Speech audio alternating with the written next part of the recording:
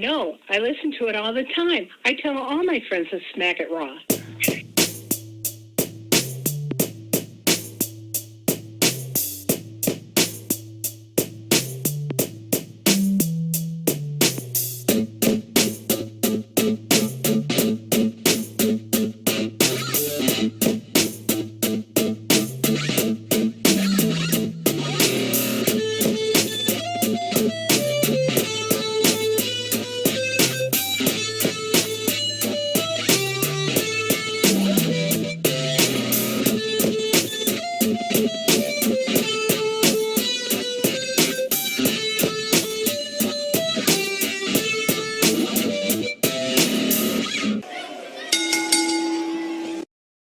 Following podcast contains mature content. The views and opinions expressed by the host are not necessarily those of the host. Listener discretion is advised. Ladies and gentlemen, welcome to the Smackin' Raw podcast, episode 141. I am your host, the Warden, Matt Ritter, and I am back, as always, with my co-host, Sir Cussalott, Travis Pointer, a.k.a. the Dragon King, a.k.a. Big T, a.k.a. Sweet T, a.k.a. T-Money, a.k.a. T-Bag, a.k.a. Black Merlin, a.k.a. the HNIC, or so he refers to himself. And we have a special guest this week from the Mean Jelly Bean YouTube channel, the co-host of the NXT squad for our brother-in-law podcast channel, Smacked Raw podcast. Aaron, how you doing, man? Doing good, fellas. I appreciate y'all having me on. It's been a long time coming. Let's fuck some shit up. Welcome, yeah. Welcome, sir. Welcome. We're really excited to do this because we had a real good time doing that March Madness stuff with you guys. So we're going to keep those collaborations coming. It's good for both of us. And Travis, I think it is time to start the show, as we always start the show, where you look for a panda gif and I set the mood. I shall, and you shall. I've been looking forward to this.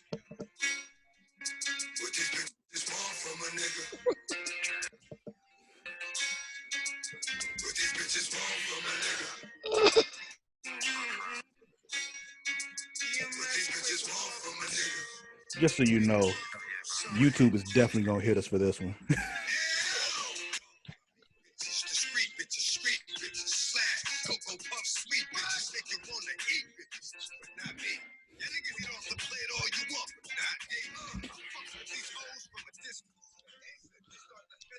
Oh, it's a cartoon panda dancing with little hearts behind it. How has she not blocked you? I have no idea, honestly. I don't know either. I don't know. Bro, she has to get down with this shit, bro, because they block people for way fucking less. We've been doing this for a year plus. Bro, she probably is like, I hope I get my panda today. All right. So now we're gonna probably is. She's looking off. She's like, man, it's 11:30. I have on Friday. I haven't gotten a panda yet. Where the fuck is my panda at? Now that Travis has slid into those DMs, did you guys see the trailer for WWE Battlegrounds? Yeah, I saw that. No, I did not. So we're not getting 2K21, but we are apparently getting Battlegrounds. I'm assuming this is a console port. I don't know. I think it is, but it's console. It has been, from what I've seen on Twitter, described as like WWE's version of Blitz or NBA Street. It's made by the same team that made NBA Playgrounds. So, yeah, okay. That kind of game. It's going to be a no for me, dog. Well, see, now here's my thought on this. If they're going to take some time to give us a better game than what we got with 2K20, I don't mind them giving us a little bit of wrestling content, something fun, something aside. This isn't going to be a main title port where you're going in and you're creating wrestlers and shit, but it looks like it's going to have fun uppercuts and fiery moves and big head mode and just he dumb threw shit. John Cena at an alligator, bruh. Yeah, you can throw John Cena into an alligator. So this is gonna be some like NBA Jam type shit, but wrestling pretty much. Yeah. That's exactly what it is. All right, I might have to check that one out. I might fuck with it. They just let me down so much with fucking 2K20, bro. Like they just like I didn't even buy it. Like wasn't even gonna waste my time on it. I'll tell you, I told Matt, I think, was it last week that I told you about this? This is the first time that Ukes didn't develop the WWE game. They used another one of 2K studios to do it, and they fucked it up. Yeah. This will be the first wrestling game I have not bought literally since Super Nintendo. So I bought it, and I bought it on PlayStation because I'm an Xbox guy. I have a PlayStation. Travis is always giving me shit. He's like, if you're going to do that shit, you got to do it on PlayStation because he refuses to get an Xbox. Mm-hmm. So I bought it on PlayStation. I literally bought it, put it in. Me and my wife sat down. I scrolled through the roster and looked at the animations and like the graphics for the characters, and they were so shit that I played just the Bray Wyatt extra story, and I never played it again. And I ended up selling it. I got rid of it. Yeah, Matt It's on has sale this for thing like about $20 visuals. now. I do too, for real. Like it has to look right. I don't want to play this shit for hours if it don't look right. He's also on Xbox, so you know. Facts. It's okay. 2 people are allowed to be wrong. So Final Fantasy 7, sir. I beat it. Well, I beat the remake. Yeah, you know what you beat it on? You know what did you beat it on though? What system did you play it on? Oh, that would have been the PS4. Yeah. That's my. I'm gonna catch some heat for this shit, but I can honestly tell you I have not played a Final Fantasy game since PlayStation 1. You are missing out, brother. Dude, 10 is my Legit. shit. I say, yeah, Matt will swear about Final Fantasy. Actually, about 4 months ago, I got the 10 and 10-2 on my Switch. Mm-hmm. I'm gonna have to check it out. I'm gonna have to check it out for sure. Cain Velasquez got quietly released from WWE. Some people were upset about that. I don't know why. He didn't really do shit. Fuck him. I don't give a fuck. That's what I said. Fuck him. He was ass too, bro. But the one that did hurt me a little bit was my boy Curtis Axel. Just recently got released. You were all in on Curtis Axel. Listen, when Curtis Axel debuted, I swore up and down this man was like the future of the WWE. It's Mr. Perfect Son. He's going to be champion in the future. I was wrong. I'll admit it. I was wrong. You know how I knew he was wrong? When he had them little fucking bangs hanging over the top, bro. That was it. Any motherfucker with that haircut is never going to be a star. Well, Dean Ambrose had it too. He didn't have it as bad, but he had it too. He's ass too, but that's for another day. Ooh.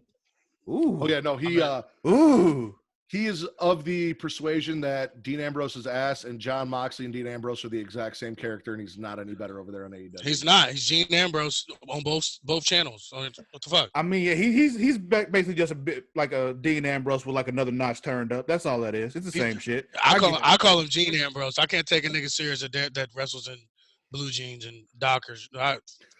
Motherfucker, I can't fuck with the dude, bro. Do you guys think, and this is I'm down for somebody who shits on AEW. Continue. What else? Do you guys think there's any credence to the rumor, and this is the last thing for news and rumors, is supposedly WWE has been in talks with either ESPN or Fox to sell WWE to ESPN over Vince's dead body.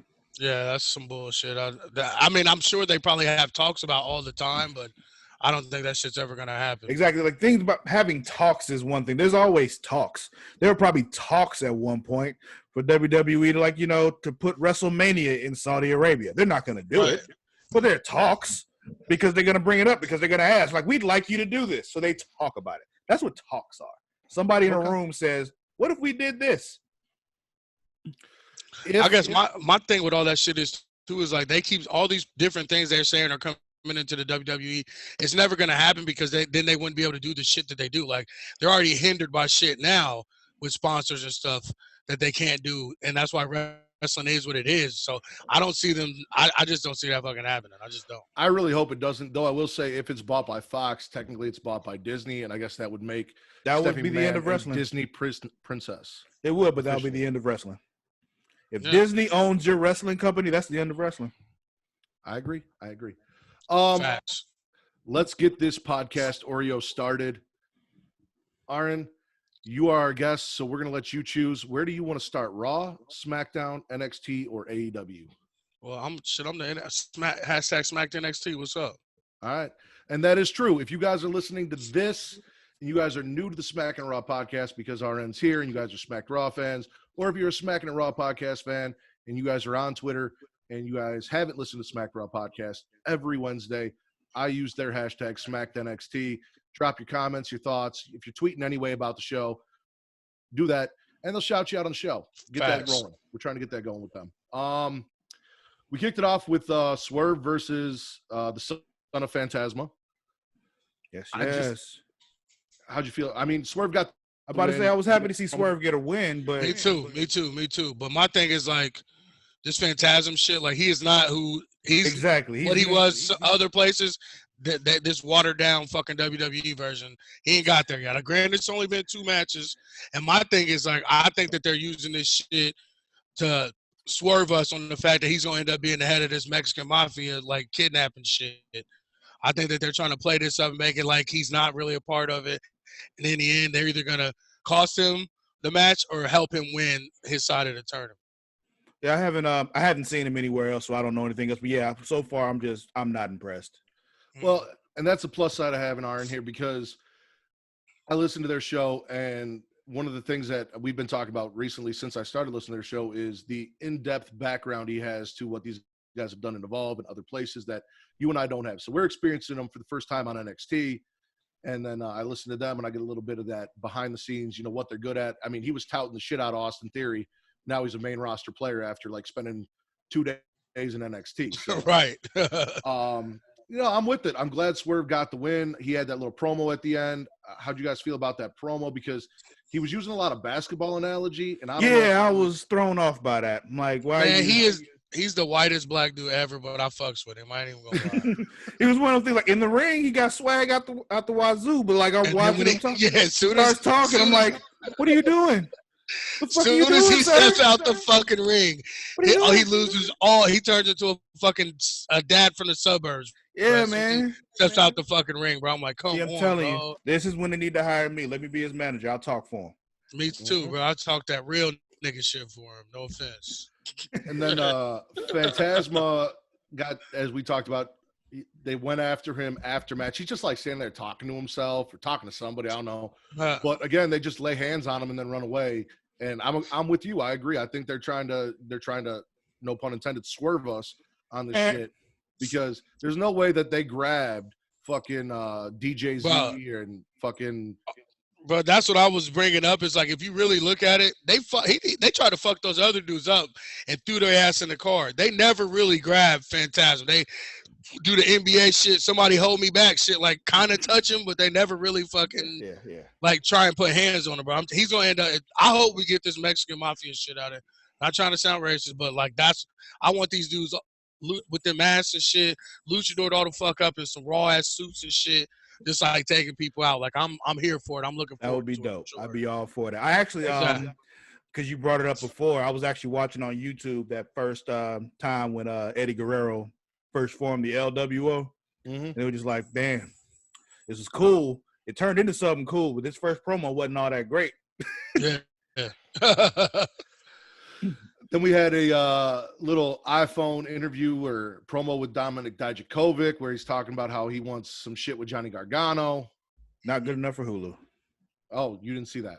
Nope. All right, so we'll come back to that. Did you see Candice versus Casey Catanzaro, the American Ninja Warrior? Negative. Really? Damn, they cut that out. That's like a integral part of the fucking show. Did you see the Newly Bros show? The who? Matt Riddle, the tag team champ. No, I ain't seen Matt Riddle. Okay. God, they cut out all the main parts of the fucking show. Did you see Charlotte versus Mia Yim? Yes. All right. So here's my thing. And I'm gonna let RN talk because I really like RN. I'm with him on this. Mia Yim is great to look at, but she doesn't really do it for me. And Charlotte said she was gonna make her a star. I don't feel like this match made her a star. Well, she the has match 2 didn't moves. give her personality. No, that's the same where I'm at. Like, I tell this shit to Vince and them all the time. They all the fucking Jay and all them. They're fucking like gushing over. I'm like, this ain't about what she looks like. Just because you throw on some fucking camouflage and a bandana, that doesn't make you urban. You're just dressing urban. There's lots of white dudes out here walking around with shit like that on. That don't mean they from the hood, bro. That's like, not even my issue. My issue is just like it stops there. Like, that's what that's exactly what I'm saying. That's it. There's nothing else after that. She went to City Trends, and that was it. Yeah. Nothing else. City Trends. Oh, bro, that's what she dressed like, bro. Like, that's it. She didn't do anything. Like, when's the last time you went into City Trends? You ever been to City Trends? Never. I don't think they had one. I don't even think they had one at River Oaks Mall, Travis. Oh man, he said City Trends.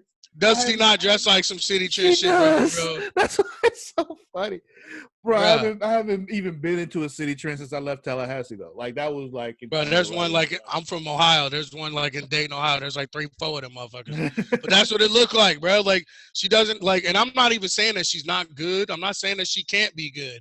I'm just saying, as of right now, what she showed us is literally fucking nothing. She just comes up, throws some gang signs on with a bandana, and that's it. Like I don't even know what her voice sounds like, to be honest. No, she doesn't talk. You know what? That's also a problem that they have too, with not letting people talk who need to be able to talk to get their character across. Like when they brought Leo Rush in, when you brought Leo Rush back to NXT, have him on every week, and you don't let Leo Rush talk. Like maybe the best talker on the fucking roster. Yeah, so it's just it's a problem that they have. Maybe she can't talk though. Like maybe that's the thing. Maybe she can't. Well, she's done some stuff with Malcolm Bivens on like YouTube and Instagram and shit. And as he put it on their show, Keith Lee's clapping them cheeks, so he's been involved in that too. So she has a personality. She has charisma. They just don't show it. So they won't let her show it. That's the problem. But I honestly don't think she's that special in ring either. Like she did, she's solid. Move. All she really has to do is she's be a good solid hand in the ring. If she said it, she's a good hand. Problem is, she has a look. If she could talk, all she has to do is be solid in the ring, and then that's good enough. But they won't even let us get. You need 2 out of the 3. They only giving us 1.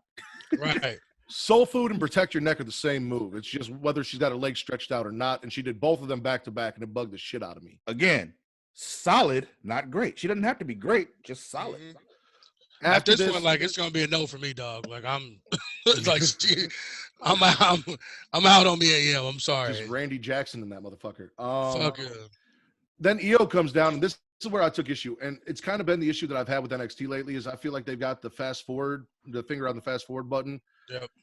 EO is already challenging Charlotte next week. Like, I do not want to see that. I'd like to see Charlotte do some shit because I don't think EO is going to win, and I don't want to see EO lose another title shot.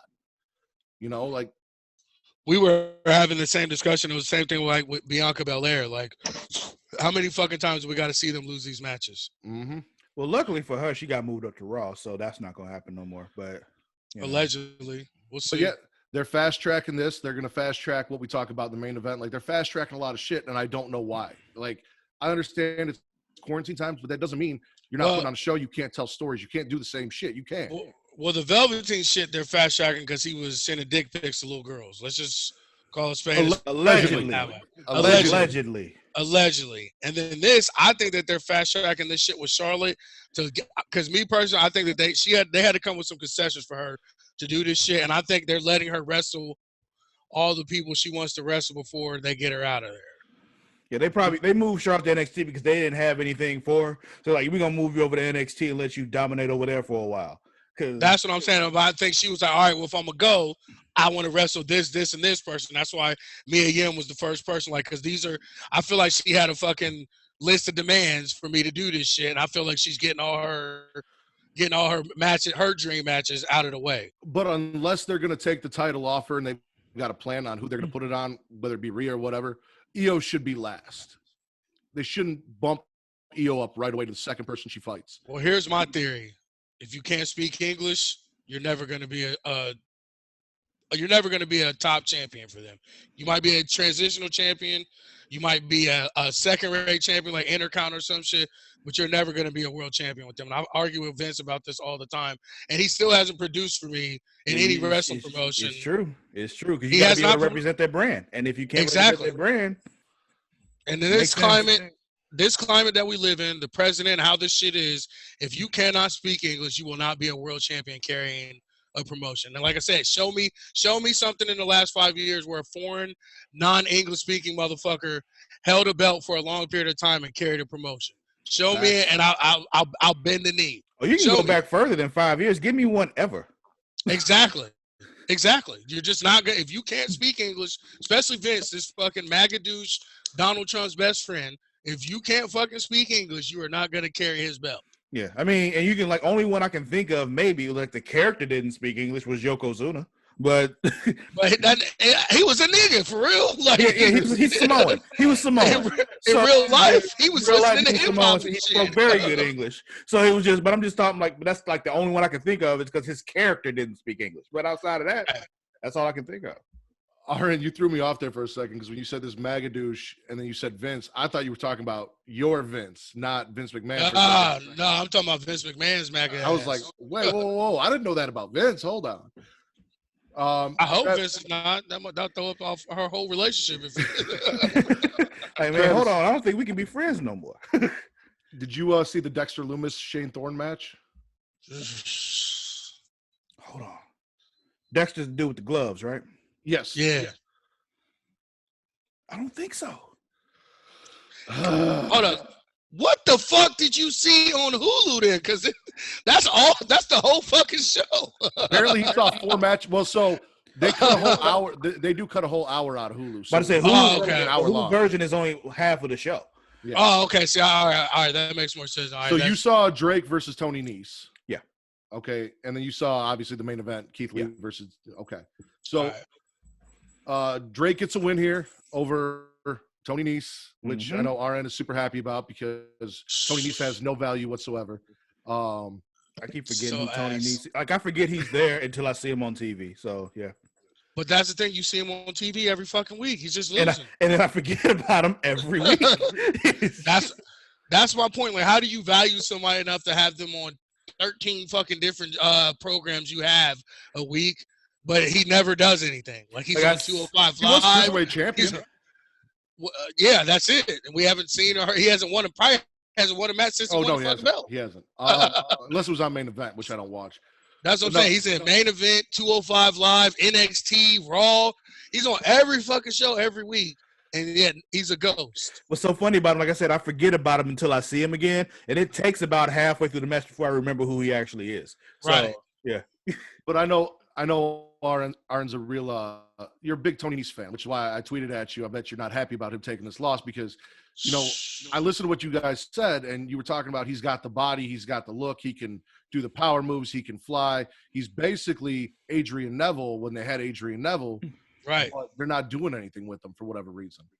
And he lost to a motherfucker that's fired. Like how much can your job hate you when you lose to a motherfucker that don't even work there no more? Like you don't even go here.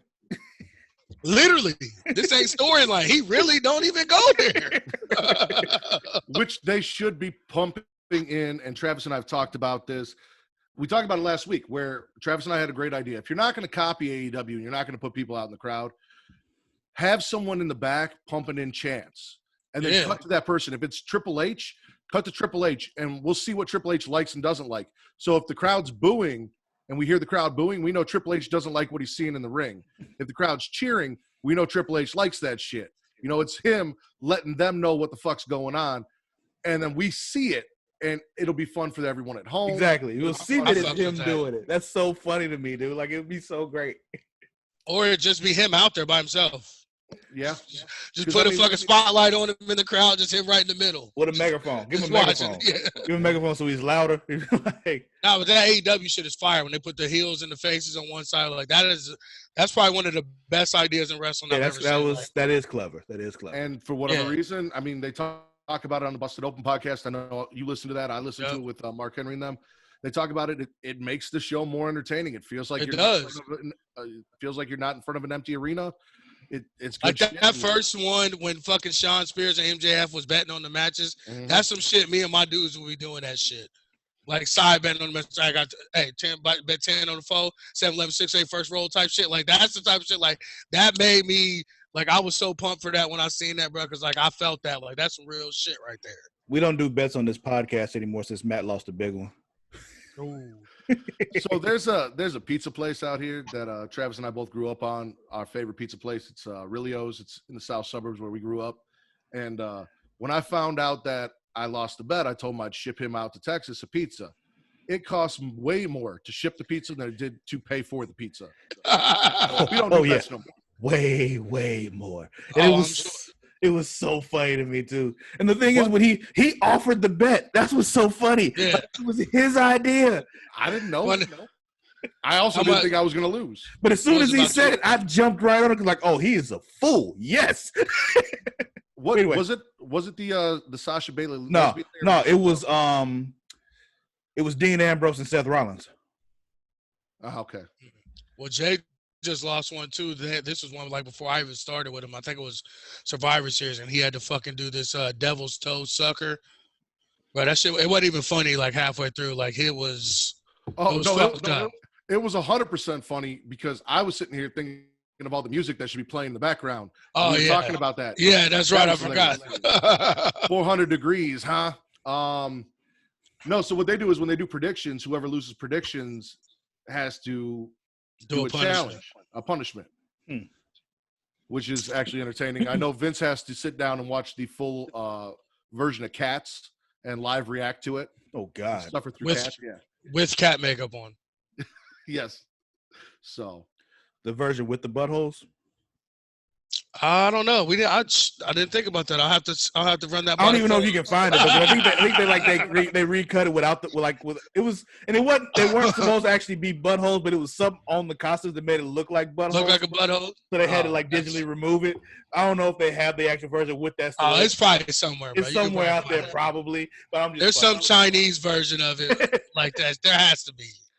All right, we got to get back to NXT. We're at our main event: Keith Lee versus Damian Priest.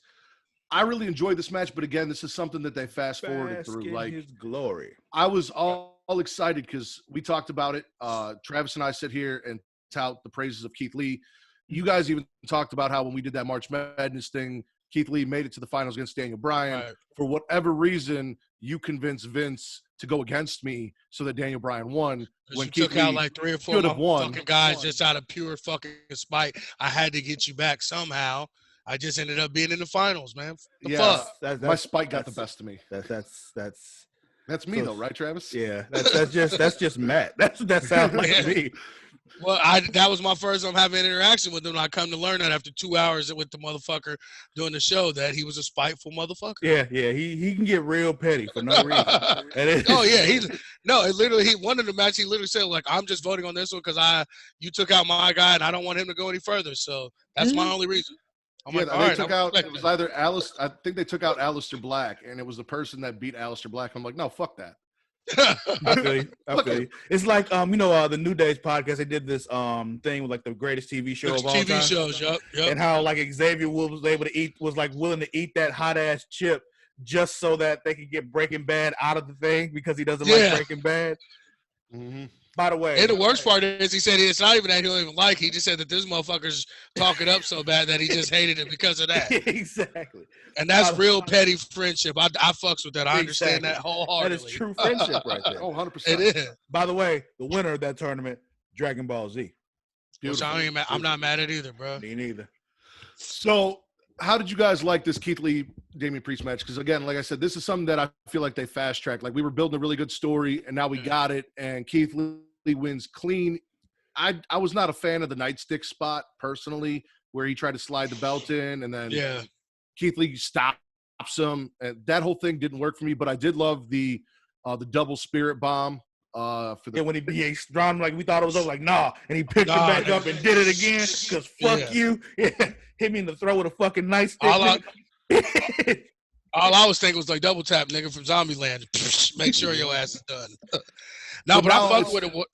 What I was telling him was like when we were talking about, I fucked with it because Damian Priest, it made me look at him a little bit different. It made me actually see him as someone that really does have potential to be a main event player. And it's like, it's something about him, like even though he ain't really shit right now, like he carries himself like he's the top fucking guy. Like you can see he thinks he believes that he's a fucking star. And like I said, to me, what I was telling Vince, for me, this is what heel Roman Reigns should have been. This Miami Coke dealer with the long hair, fucking, you know what I'm saying? Walking out the club with 2 bitches every time, you know what I'm saying? This is what heel Roman Reigns he should have been Razor Ramon 2.0. You're absolutely right. Right. You are absolutely right. And that's what I'm saying. This is what he is right now. You can just like, even with this match, like I knew he wasn't gonna win, blah blah blah, what the fuck ever. But like, I think that they made a star that night. Even with him getting his ass kicked by Keith Lee, I think that it made me get in his corner. I believe in him now. And I'll say this too, like, let me tell you how good Keith Lee is. Keith Lee, every match makes me afraid that he got hurt for real. Yeah. Every time I watch him, I'm like, wait, is he actually hurt? Oh shit, what the fuck happened? What the fuck happened? Oh, he's all right. He's okay. Okay. Like every fucking match, he makes me think he got hurt for real. Go back and watch some of his matches involved with Matt Riddle. And like when Matt Riddle would do like those knees and like that flash knee shit, he would make it look like Matt Riddle knocked his fucking head off, bro. You would really think that Matt Riddle knocked him out, like how he would sell those knees and shit and everything, bro. Like he's the truth. He sells like a motherfucker, dude. And he's right. Like I said, he scares the shit out of me every match. The only thing I hate is that fucking pedophile ass chin strap shit, bro. Like grow your beard out, man. Like he looks like he's like 23 taking a 16-year-old to prom. You gotta think he's new to the beard game, man. You know, he went clean shaved for a long time. He's new. To the he beard was, game. yeah. But yeah, So, no, he's the truth for sure. I'm just hoping, because we did start to get a build and it did feel like we were doing something here before we just kind of ended it clean. I don't know if they're probably not going to continue. That the next guy, maybe it's Karrion Kross or something, like we get a real blood feud, like something really tangible for Keith Lee, because I need more than him just beating these guys and moving on, I thought we were getting it here with Priest with a little bit of storytelling and the nightstick and shit like that, but then again, he comes through and just powers through and beats this guy. So I want to see someone actually kind of make me feel like, oh, he could beat Keith Lee. He could take that title off him. That's what I need. So maybe it's Karrion Kross. Maybe I don't know who else it's going to be, you know, as a heel on that roster. Are these shows all still taped? Because maybe that's what I was thinking too with the hot shot shit. I think they're just trying to get through these tape shows to get to the point where they're back to live shows, and that's what it kind of feels like to me. They might be, because I haven't seen the live symbol, and I know that they've been talking a lot about on Twitter. Even tonight, like people were asking, "Is this live? Is this taped?" So well, I know that they taped the SmackDown and Raws. They taped them all the way up to Money in the Bank. Yeah. So I stopped paying attention to that anyway because it doesn't matter because nobody was there, so they can't spoil it. So, exactly. So it's whatever. All right, so not good enough for Hulu, NXT edition. We got Candice LeRae defeating Casey Catanzaro. Which one is Candice LeRae again? Oh, that's the one that was with Gargano, Killer Frost. right? Killer Frost. Yeah. And then the chick that fingers Ricochet's butthole for him when he can't do it himself. Gotcha. So she wins that match, and then Candice just like stomps the shit out of her, but she's got a new finish where she original curb stomp. Yeah, she grabs both the arms and steps on it. And what I loved about listening to, because I listened to you guys and the Get Show podcast, and they were talking about how that finish looked dangerous and how they didn't really like the music. I think it was they didn't like the music and the entrance, but you guys did, and then they really liked the name for the move, and you guys were like, that's a little bit much, because she calls it the Wicked Stepsister. Yeah, it's too fucking long. It's all right. It's too fucking long for me. Like I don't want no paragraph for a fucking finisher. You know what I'm saying? So like if they stopped the stepsister, would that have been okay with you? Probably, yeah. I'm not gonna like, because I mean that's what it is anyway. She's stepping on the back of the bitch's head. So I mean, and they're stupid. That fucking entrance is fire. All of that shit is heel Gargano and heel fucking Candice is off the fucking hook, and fucking Gargano as a manager, like his little jabs and shit that he was saying, like hyping her up, bro. That shit was so fucking dope, bro. Like she's from Riverside, California, but currently resides in my fucking heart. Like, come on, bro. Like he was fucking on tonight, bro. Oh no, I'm with you guys. I enjoyed the shit out of it. I like the music. I like the hair and the dark lipstick, even though that's what they do for every mean girl now is right. Makes you mean, oh, we'll change your hair color and we'll put dark lipstick on you. Now you're a bad girl. She got a different color hair? Yeah, it's like some purple gray shit or some shit. Yeah, it's like Killer Frost. You know how? Oh, okay. Instead of going from brown to the silver or whatever, she just went from blonde to silver. So it's not a but big the thing change, with but it's them, a change. But the thing with them too is though, like you can tell that they know what they're doing. They made subtle little changes to become heels. Like even Johnny, like his hair was slicked and had the part down the side, like the big boy fucking hair. Like the outfits that they wore, like they went out of their way to look like dicks. Like at that type of shit, that's why Johnny Gargano to me is the heart and fucking soul. He is NXT. Don't at me. Don't bring me no bullshit my way. Don't give me anybody else. It's Johnny Gargano, bro. Because he's heel, he's face, he's whatever you need him to be.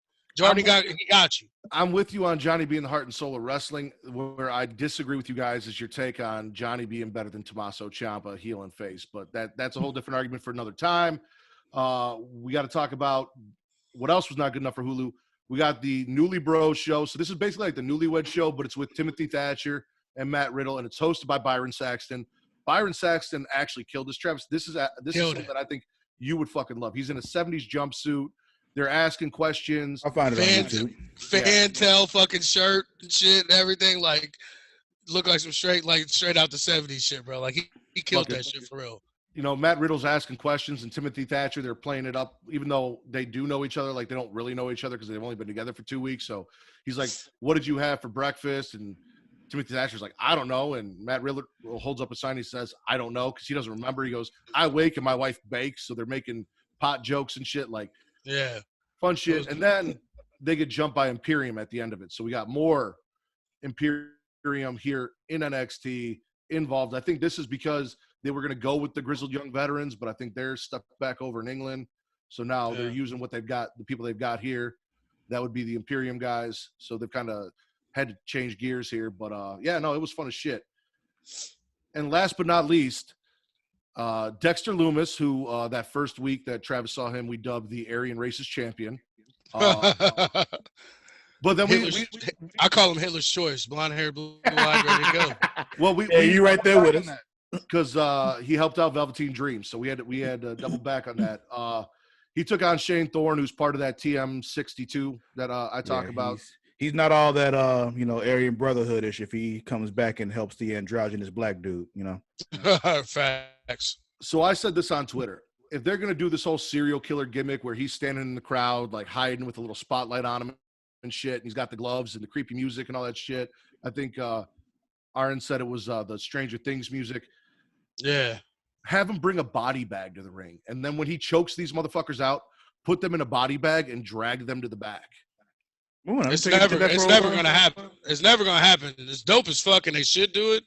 But it's the way shit is and how pussy people are, they're never going to do that. Remember when Undertaker did that a couple times? Of course I do. Where do you think I got the fucking idea? Someone got at me on Twitter and they're like, oh, you mean like Darby Allin? I'm like, no, I don't mean like Darby Allin. I mean like the Undertaker. I mean like the Undertaker, bitch.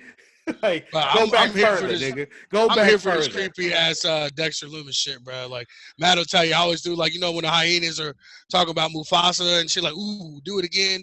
That's how I feel when I see this white motherfucker in the back with that light on him, bro. That shit is creepy as fuck, but I'm here for it, bro. So what trips me out though is after he choked out his opponent, he sat there and he was like caressing his head. It reminded me of Elmira from Tiny Toons. Mm-hmm. I want to love him and hug him and squeeze him. Yeah. And that motherfucker trying to run. That's what I thought of when I saw him just sitting there caressing this dude passed out in his lap after he choked him out. Like, oh, I squeezed him a little too hard. I'm sorry. Like, where they fucked up is they should have had like every week they should have him like ducked off somewhere with that light shining on because that is the creepiest shit ever. They should do that every week. With that yellow light or whatever the hell, that NXT light just like halfway on him and shit, bro. That shit's creepy as fuck, bro. All right, where are we going next? Or no, I'm sorry. Another thing we do at the end of every show, if you liked it, you're swallowing. If you didn't like NXT, you're spitting. So, Travis, I'll start with you. NXT spit or swallow this week? I'll swallow it. I'm with it. Yep, me too. I mean, I'm the NXT guy. Of course I'll swallow it. Okay. So, where we going next? AEW, SmackDown, or Raw? Wait. You left out something important. What'd I leave out? What about DBW? DBW. Yeah.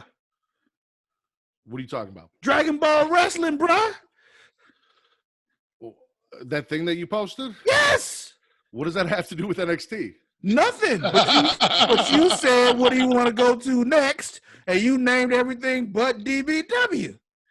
Because we didn't watch and cover DBW this week. I still haven't watched it. I just saw well, shit why on didn't Facebook you watch? If I can watch AEW every week, you can watch DBW.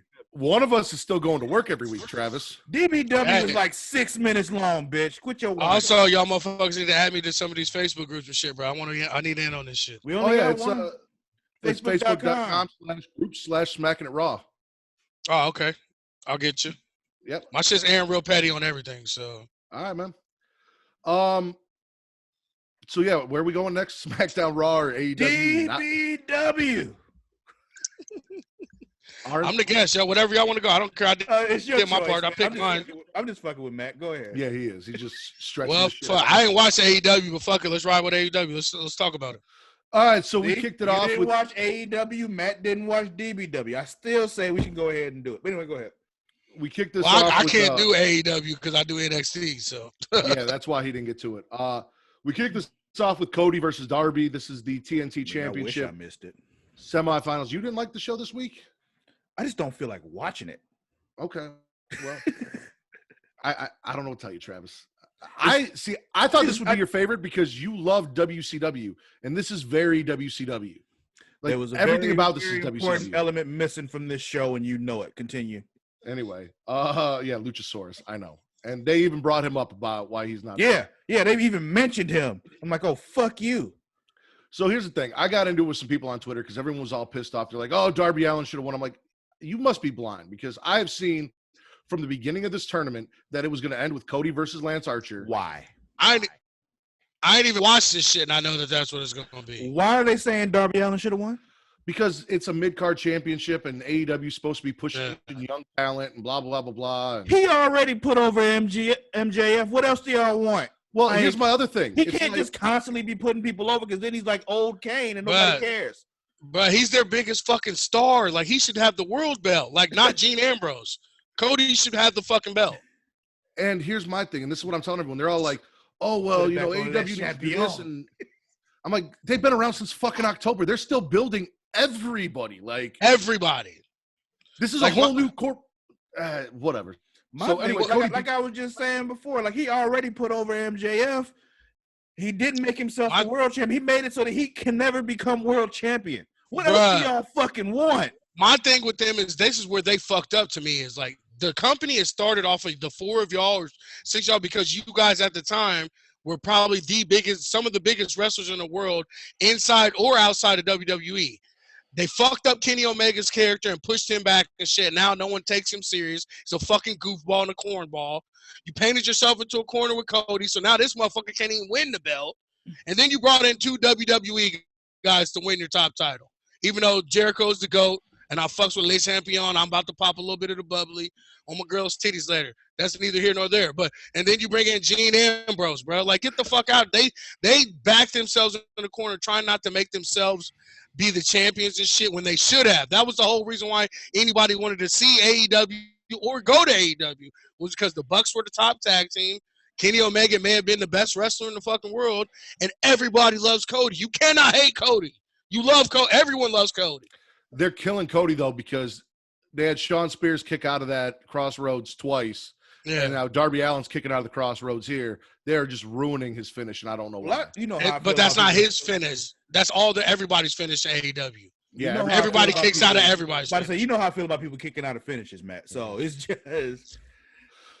How'd you feel about that Scorpio Sky promo for the second week in a row? Because I know how you feel about Scorpio Sky there, Travis. Uncle Tom, ass motherfucker. Oh man. Excuse me, fellas. I didn't mean to say that out loud. You said it though. You don't like Scorpio Sky, man? I mean, I like him in the ring, but he's still an Uncle Tom ass motherfucker, bro. Surfing and shit, fucking defending a bitch, saying nigga in the back, to calling wrestlers niggers and shit, and defending her, bro. Like, I ain't get out of here. I love. Yeah, with Tessa, which he took up for her after that when all that shit came out about her calling the chick a nigga and all that stuff. He took up for her, but like, I like my women white too.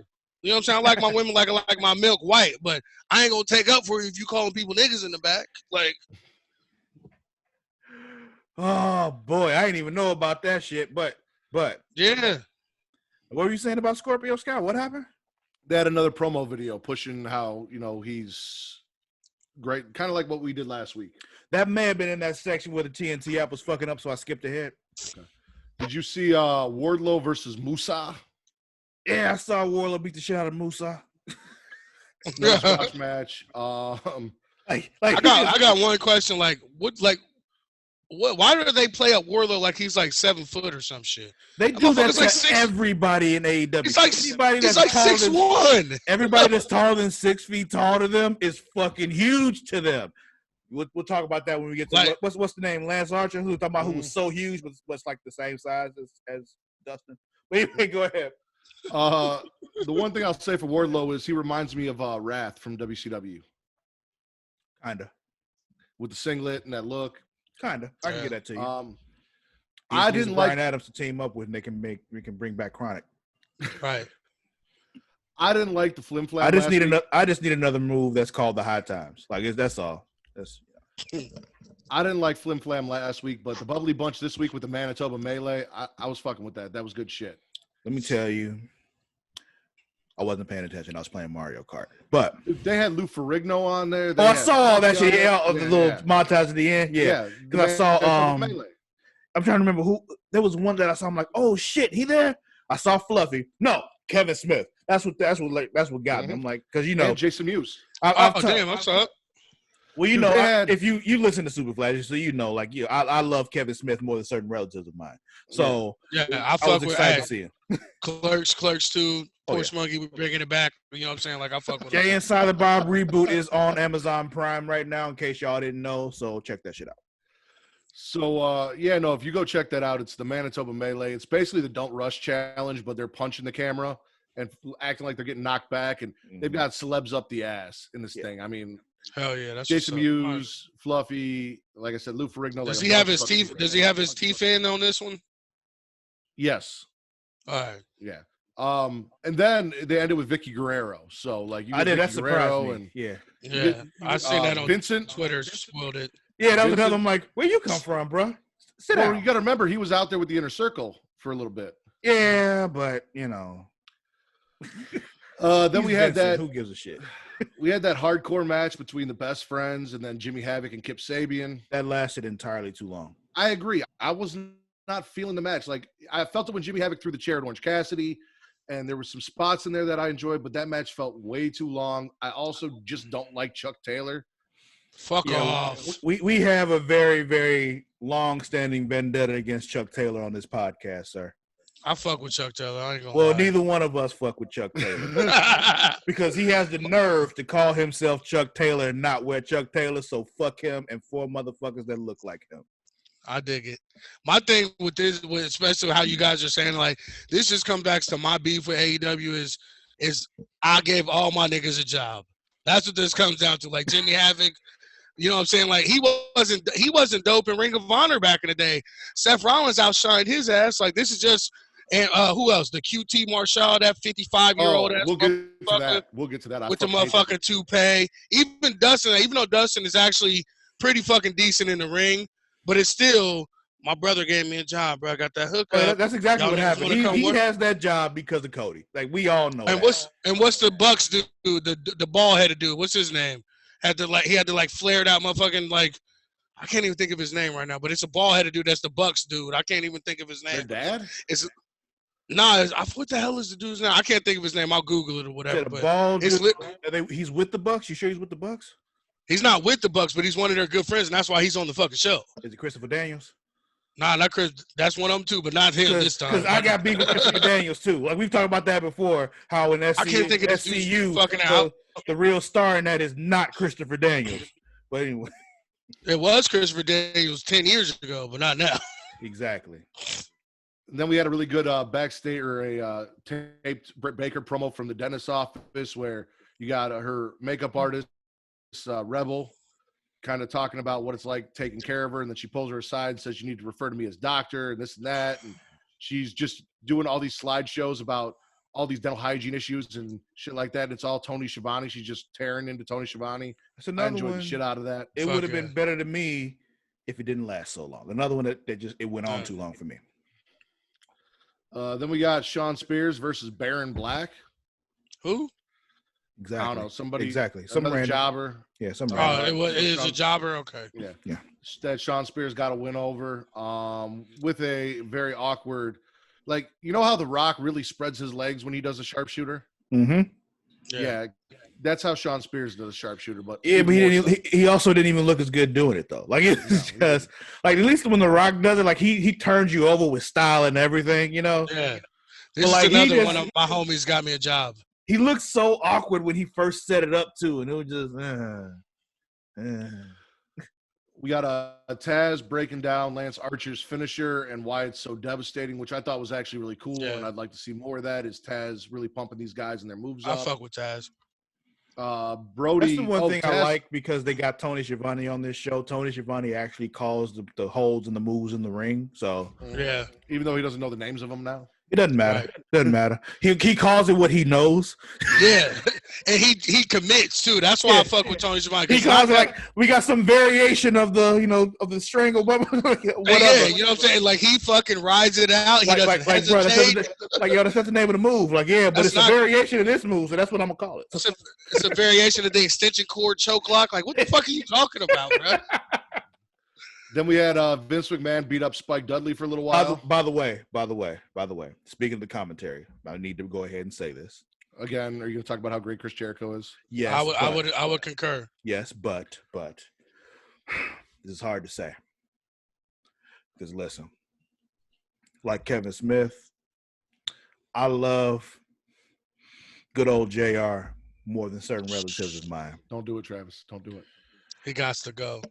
I'm not saying he's got to go, but I like Tony Schiavone and Jericho better. But listen, Jericho and Tony Schiavone might be the best fucking announce team in any show right now. Right now? Facts. Yes. Right now? Facts. Yes. Facts. I'm not going to argue that, but it's just go back to wrestling. He's not going to stay commentating. So. I know, but what if he did both? Like, what if he just stayed in commentary all night and only stopped doing commentary and on some real shit, like, match? Excalibur's not bad either. Like, I could fuck with Excalibur and fucking Tony Schiavone because I feel like they got that kind of like straight shit to go play off of each other. One knows the moves, one's the color guy. Like they get it, but like JR just throws everything off with those fucking. It's the same thing like with King on Raw. He's just not racist. It's just some old, outdated shit. He don't know the motherfucking moves. He don't even know the wrestlers. Like what? Like I understand what your point was to bringing JR to a fledgling promotion, but you're on your feet now. JR got to go, bro. Leave that nigga in the back, bro. Let him help you get your talents and shit. Like JR's, I can't do it, bro. I'm sorry. I won't go that far and say he got to go. I'm just saying I like Jericho with Tony Schiavone more. Jericho's the fucking GOAT, yo. I don't even like AEW. Jericho's the GOAT. Same here. I don't like AEW, but I like their announce team. It's just, but I had to say that at some point, and I just remembered when we talked about the announce team then. So, yeah. Okay. So like I said, we had Vince McMahon beat up Spike Dudley for a while. Is this real? What am I missing? I didn't watch the show. I don't know. No, he doesn't know AEW like that, so you got to. Brody Lee, who has been doing that Vince McMahon gimmick. Oh yeah, that's right. Yeah, beat up AEW's Spike Dudley, which is Marco Stunt. Yeah, ass. Yeah. This is my thing with the Brody Lee shit too. Like, he should not have been the Exalted One.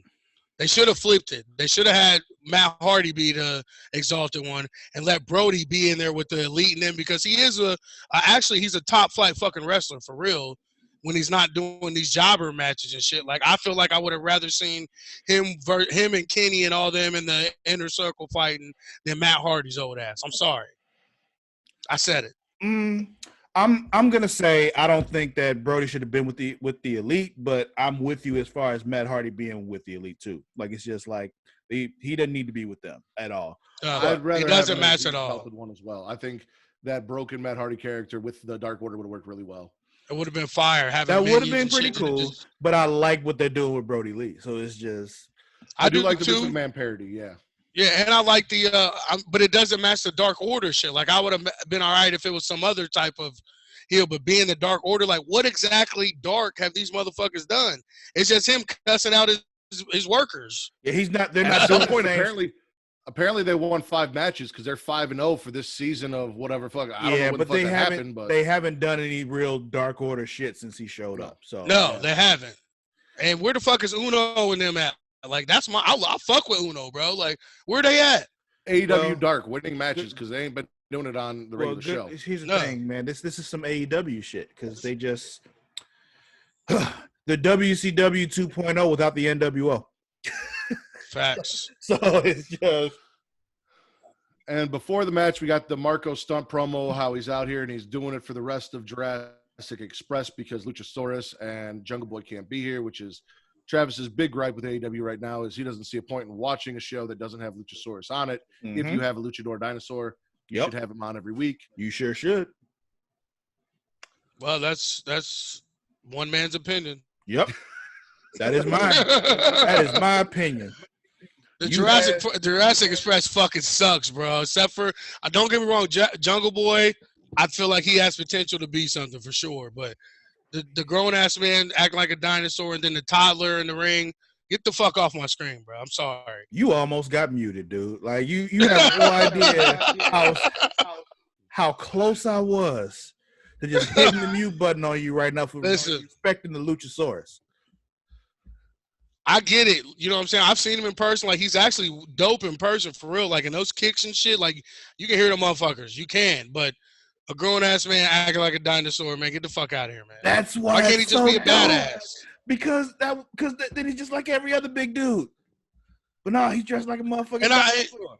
I think I would be more your way and, like, agreeing with you if the other two motherfuckers was acting like dinosaurs. Well, that's what Travis said. I've said that. His argument has always been that Jurassic Express should be Luchasaurus and Marco Stunt, and Jungle Boy should be a singles wrestler in that group, but that the tag team should be Luchasaurus and Marco Stunt. They work better together. I agree with that. And have Marco Stunt lean all the way into doing the dinosaur shit too, along with Luchasaurus, and I'd have been. You can really do some shit with that, with him being so little and Luchasaurus being the big dude. It's like it's perfect, and they won't do it because they hate me. Then we got John Moxley out in the Las Vegas desert cutting a promo in front of some graffiti. Man, he'll be here live next week. And he caps it off with "Call your grandma." Man, make sure you call your grandma. This is the dude. Like, and this, I argue with our dudes, the Smack Raw team too about this shit, bro. With Gene Ambrose, bro. You want me to think this nigga is crazy and like can do some fucked up shit and like he's out of his mind? And this motherfucker got on them Walmart motherfucking BMX fucking glasses, the bangs and shit. Some Wranglers and shit. This motherfucker look like he about to go. He needs some of them New Balances, bro. This motherfucker looks suburban as fuck, bro. There's nothing crazy or lunatic ever about Gene Ambrose or John Moxley. They're the same fucking person. He's got those same jeggings on, those stupid ass fucking bangs. He's ass, bro. Like, I don't know what. I'll stand on this hill. I'll die on it by myself. I don't give a fuck. Gene Ambrose is garbage. He was garbage when they would, and with the Shield, running around sweaty and shit. Garbage. Garbage. The only thing he's ever did is have a hot fucking wife. That is it, Chip. That is it. Oh, it's funny to me. Well, here's the thing. I'm not going to go all the way there with you. I'm not as entertained by him as other people are, but I won't go as far to say he's trash. But his character is ass. He's actually dope. And like, some of his matches are dope and some of the stuff in the ring is good, but like, they want us to believe like he's like out of his fucking mind and unpredictable, can do some crazy shit. Like, he has not done any of that ever. Well, not in the Shield, not mock, none of it ever. My thing is, he left WWE because he felt like he was creatively stifled, but I haven't really seen him be extremely creative in AEW. He's Gene Ambrose. He's Gene Ambrose, the lunatic asylum and all that shit. So that's my point. It's like, you talk shit about the WWE. You said they wouldn't let you be you. They said they wouldn't let you take your ideas and expand your shit. I fucks with that. I can agree with that. If a job's not letting you, giving you a chance to succeed, quit the job, go somewhere else. But don't go take the same fucking job doing the same fucking thing somewhere else and then talk shit about the job you just left. Because that's what he's doing. He is Dean Ambrose. He just went back to his old name.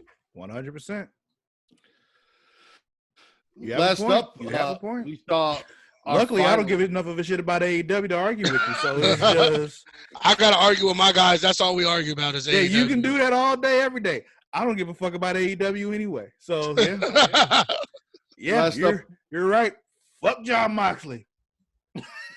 Last up, we got Lance Archer versus Dustin. Archer goes over here, and this is another thing I called. I said it was going to be Archer versus Dustin, and Archer was going to fuck up Dustin, and that is going to help push that feud between Cody and Archer, because now Cody's brother is getting just smashed by this dude. He hit that dope ass, like he did old school, but he did a moonsault with it. That was impressive. I like that shit. Like Cody not throwing in the towel, all that kind of stuff. Or Cody stopping old dude from throwing in the towel. Well, I don't understand why QT Marshall's out here. My favorite thing though was because they're a tag team. Nah, fuck that. I don't know why QT Marshall's associated with that motherfucker and his stupid apple. I don't understand why he is associated. It's Cody's dude. They trained together, or he trained Cody or some shit. He's there for the same reason why Brutus the fucking Barber Beefcake always had a job. Exactly. My man's got me a job. I'm riding it out. My favorite part of this though was the wardrobe change between the first and last match because Brandy, I know it was probably pre-taped and they were matches were probably taped separately, but I'd like to believe that Brandy felt it necessary after getting bumped in the first match with Cody to go and put on a skirt and a crop top and thigh-high boots to manage Dustin for this match. Right. Because she completely changed the look. And she had to match Dustin for his match. Way better. I like that much better. She should manage Dustin and stay away from Cody because she looked way better here than she did in the first match. Isn't there fucking tag team like something naturals or some shit? Something retarded. I should have said that. I don't know. Fuck QT Marshall. I'm all about Brandy. More of her and Dustin. I'm good with it. But this is what I was talking about before when they were going on and on about the size of what's his name? Lance Archer. Yeah, Lance Archer. About how big and nasty he blah blah blah, and he's the same size as Dustin Rhodes. But me personally, he's not bad, but he's the tag team wrestler, bro. He always has been. Like, there's nothing about him that screams that he can be a world champion or carry a promotion, bro. Like, they got lucky and signed somebody from New Japan. That's it. So he's from New Japan. Okay, that's where you know him from. I haven't seen him anywhere else. So, and see, I talked about that because I'm like, isn't Lance Archer a new talent? And someone's like, oh, if you haven't followed his 15-year career, and I'm like, motherfucker, I haven't. I saw him when he got to AEW. Well, he was in WWE, got fired and shit, and then he's been in. Who was he in WWE? It was Lance. Who the fuck was he? I think it was Lance Archer, to be honest, and it was him, and so he was in a tag team, but. He got fired from there. Then he went to New Japan and he joined the Chaos Group or whatever. He was with Davey Boy Smith. They were I forgot what the hell their tag team name was, but they were a tag team forever over there. He's always been a tag team wrestler. I mean, I probably won't look him up, but I'm going to say I'll look him up. It's all right. All right. AEW, spit or swallow? Spit. From what you heard, I know you didn't watch. Yeah, I'll say swallow because I want to go back and watch it. So I'll take it for now. All right. I'm going to swallow as well. We had a good main event. We had a good opening match. I didn't necessarily like that hardcore match in the middle, but I did like the stuff from Britt Baker. I enjoyed watching Marco Stunt get tossed around like a rag doll. Overall, I enjoyed it. So I'm going to swallow AEW as well. And the Manitoba Melee. I love the shit out of that. We had Kevin Smith. Where we going? SmackDown, Raw. Which one? We don't even have to do Raw at all if you don't want to. I'm just being honest with you, but we'll go Raw. All right. So we kick it off with MVP. He's hosting a Money in the Bank panel, even though he didn't qualify for the Money in the Bank, which I thought was kind of fucked up. Like, oh yeah, you didn't make the match, but here, talk to the three guys that did. He bickers with Apollo Crews, talking about how great Apollo Crews is. Then Zelina comes out. Ask the three guys basically, step out of the match, let my three guys come in and do this. If you want to see Raw, someone from Raw win. And then they all brawl and we get a 6-man tag. Since we don't have a name for them, I have dubbed them the Vegetarians. We got the Vegetarians losing to the Money in the Bank qualifiers. Crews gets the win. This led to a whole bunch of shit on Twitter because everyone's like, oh, they're pushing Apollo Crews. Well, then we get Andrade and Cruz in a match for the U.S. title, and Cruz gets injured in that match later on. Travis, did you see that? Is this shoot or not? Do we know yet? Is this a shoot? He got injured? I don't know. I'm going to assume it's a work. And that's my thing. Like, I don't care about him losing that match to Andrade because Andrade is U.S. champ. He should win that. Right. Match. But my thing is you take all this time earlier in the night to, like, try to, make it seem like, oh, yeah, we're going to invest a little bit more into Apollo Crews. Give him some personality. Make him give a fuck about him. Yoink! And take him away. I argued with our dudes about this, too. Every time Apollo Crews switches shows, they give him a 2 or 3 week run where you think, fuck, they finally see it. This man is big. He's fast. He's strong. He can fly like a cruiserweight. Man, maybe they're finally going to do something with him. And they let him talk. They let him talk on Monday. He's engaging as fuck, bro. Those fucking pearly white-ass fucking teeth. Everything, bro. Let this man live. And they do it every single time. I had no faith in this from the jump. You can ask any of the Smacked Raw guys. Like, I'm like, I didn't have any faith until I started watching Raw this week. And I'm like, oh, okay. Oh. Oh, fuck you. I just was like, I'm not gonna say I told you so, but So I'm going to be the beam of light here in the darkness. I will say this: until they don't follow up, Apollo Crews was not winning Money in the Bank, and that's something I was telling everybody. Yeah, he was in the match. I don't care. I didn't think he was going to win Money in the Bank. Hold on, Travis. Everyone's like, "Oh, they were pushing him for Money in the Bank." I'm like, he was not winning Money in the Bank. yeah. This little push that he got was not enough to put the Money in the Bank on him and let him go for the title. But now Andrade has attacked his knee, caused him to injure his knee. So when he does come back from the knee injury, whether it's a week or two or whatever, maybe he's out there next week on crutches. Now he's got a reason to attack Andrade because Andrade has now stripped him of his Money in the Bank opportunity as well as losing that U.S. title. I could see Apollo Crews beating Andrade for that U.S. title and at least holding that belt. So if that's what they're building him up for, I'm good with it. But until they don't follow up, you have so much hope. That's so cute. If a bullfrog had wings, he wouldn't bump his ass when he jumped, bro. It's just they've shown us over and over again they don't give a shit about Apollo Crews. So it's just he needs to start dancing or something because that's the only way you can do anything in WWE is if your black ass is shucking and jiving or dancing or something, bro. You gotta be doing something entertain these white folks, bro. You can't just be no vanilla ass nigga. You gotta shuck and jive, dance, nigga, dance. or flip tires.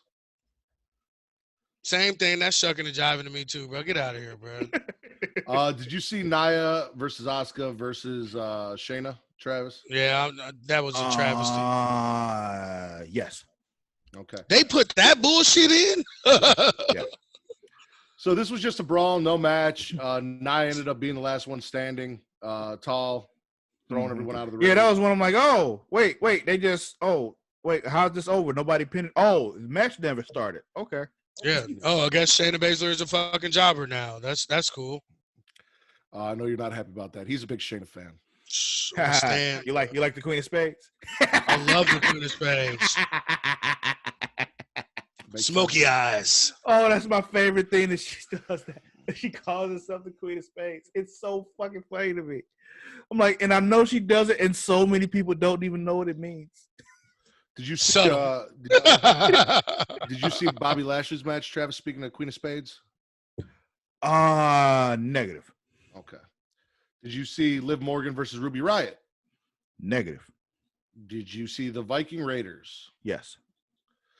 So, yeah, it's just a backstage promo. Apparently, after doing that carpool karaoke ass bullshit, they're badass Vikings again, and Street Profits can't beat them, and Street Profits are going to get serious. Cool story, bro. We'll see. Yeah. All right, motherfucker. As Aaron put it, maybe they'll stop shucking and jiving and start whooping ass. We'll see. Highly unlikely. Did you see the return of the Street Jinder Profits Mahal? cracked me up, so I'll, Yeah, I know. Did you see the return of Jinder Mahal? Yes. I actually missed this part, so. All right. Well, Jinder Mahal returned to beat Tozawa. Modern day Maharaja. The motherfucker that's about to win the Cruiserweight tournament, huh? Yeah. Got squashed by Jinder Mahal. Yeah, that's what I thought. And everyone thinks that they're going to put Jinder Mahal in. Well, not everyone. Twitter. Some people thought that they're going to put Jinder Mahal in Apollo Crews' spot and give Jinder Mahal the Money in the Bank and have him cash in on Drew because there's that backstory there with them and 3MB. Three-man band. They're actually good friends in real life. They live down the street from each other. I'd like to forget that the three-man band ever existed, but And don't let Kate hear you say that. You know how she feels about Heath Slater. Yeah, whatever. I don't care if he got kids. Shit, right. We all got kids. Shit. About to say, so? Did you see the interview that Zelina, Charlie did with Andrade that Zelina shut down? Yeah. Dude, I love this, but continuity errors, man. It kills me. So Zelina shuts Charlie down, and then Garza shoots his shot, and it looks like Charlie's into it. But I know we saw him win that Cruiserweight title and then propose to his girlfriend afterwards. So, don't give me this Lothario-ass bullshit when you just proposed to your girlfriend on NXT TV. But you know what this is? This is the old man not having – NXT does not fucking exist. And they can say it's a third brand all they want. It's not real. It's still their feeder system as long as that old crotchety bastard is running the show.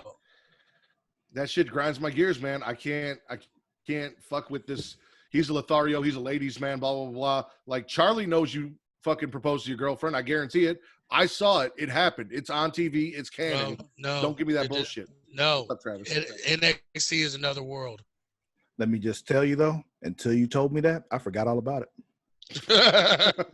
Like, no bullshit. See, you're the people that they're fucking programming for, Travis. Right. Probably. Fucking sheeping it up. I definitely forgot that it happened until you reminded me. I'm telling you, bro, NXT does not exist. Like, they show that on every show for anyone that comes up. It's literally, they don't bring it up. They don't talk about their title reigns. They don't do that. NXT this is the Raw and SmackDown is 616, and NXT is the Ultimate Universe, bro. It's not the same thing. Well, they did, feed into that. Was that last week when they were talking about Andrade and Drew, about how he injured Drew in NXT? So That's true. They did do that. They slipped one in on us. We talked about Apollo versus Andrade. It ended in no contest. Apollo's leg got blown out. Did you see Cedric Alexander and Ricochet? Once again, negative. Oh Travis, you're so mad. Did you see Drew and Seth contract signing? Yes. So, I mean, this is... I fuck with Seth so hard. I love Drew. Drew's probably my favorite on Raw, besides Austin Theory. But this Monday Night Messiah shit is so fucking fly and Raw, bro. By the way, my favorite on Raw kicked the head off your favorite on Raw and qualified for the Money in the Bank. I just want to put that out there. Well, my favorite on Raw is also 22 years old and hasn't got a chance to do anything or speak since he's been there either. Very true. And mine might give him a concussion. He might not get there. We'll see.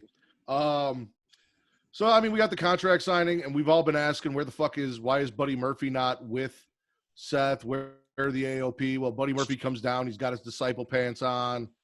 Fucking helps Seth out. He's still there, so that relationship still exists. Even Drew kind of called him out on that shit. Like, where are your followers? Where are your disciples? Like, where's your shit at? And here comes Buddy Murphy. Where are Toka and Razor? I want to know what it is. Bro, somebody else said it to me. I lost it.